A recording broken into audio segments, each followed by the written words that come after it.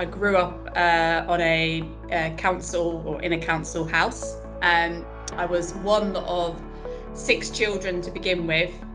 So that was 2 families really that came together. So I lived with my mum and my stepdad.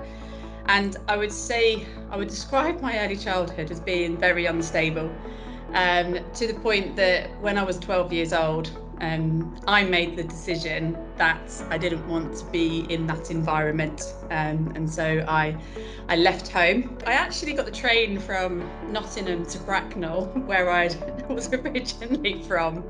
My nan was still in Bracknell, and she was kind enough to let me go and live with her.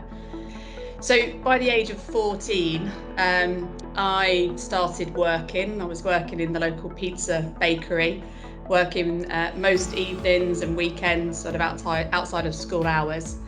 And that was really to help, support me and also make a contribution, so paying rent at home. And all of a sudden, I just wanted more from life. I didn't want to be that person in that small town, in that council house, living month to month. I wanted to be able to, build something for me and something to be proud of. But coming into Page, it was so overwhelming. Having worked in a smaller organisation, coming into Page, and looking back now, I would never have known this term, but there was definitely a huge amount of imposter syndrome. All of a sudden you're surrounded by very well educated, people that have come from quite affluent backgrounds. Mm-hmm. And there's me, this girl, growing up on a council estate in Bracknell, but again, it was a huge opportunity. There's so many talented people that you can learn from in this business. And it's interesting when you say about coming in and your colleagues around you all with, affluent backgrounds, well educated, but to be honest, that doesn't necessarily give you grit, determination and potential, which you had in spades. And I think that's a really good thing that people should be looking at in prospective employees. And what about these pressures that it had on you? How have you managed that? This is, I guess, one of the things that not a lot of people talk about, and I'm quite passionate about talking, which I believe that more leaders should show vulnerability, and being authentic. And I've had so many setbacks through my career. The amount of times that I've had to rebuild teams, lose somebody that I never wanted to lose, perhaps not quite got there with a certain client. There's so many things, and it can be very stressful. And there was a time when the stress became too much for me, and I always like to use that analogy of having a stress jar, and if you fill your jar with too much stress, it's just going to pop. And in 2017 I was actually diagnosed with depression for a period of time.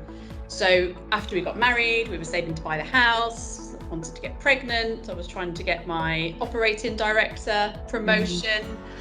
And my husband just noticed that I was becoming really negative all the time.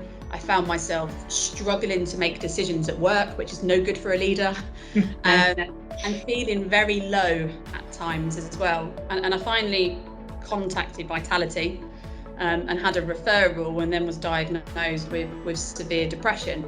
So they recommended CBT therapy, and I did that for once a week for 4 months. So being a working mum, going through your upbringing today, and clearly a period of poor mental well-being as well, what kind of things would you say are your top tips to success? Being the tips I would probably say for anyone that's looking to, become a leader or aspiring, or is a leader now and looking at, how do I want to, run my business? I think you've got to make sure that you've got that clear vision and goals for your business. That's absolutely priority number 1. I think be authentic and stay true to your values. Have the courage to show your vulnerability. And for me, and this one is really, really important, and probably one of the reasons that I stay at Page, for all these years, is that your customers and your people should always come first.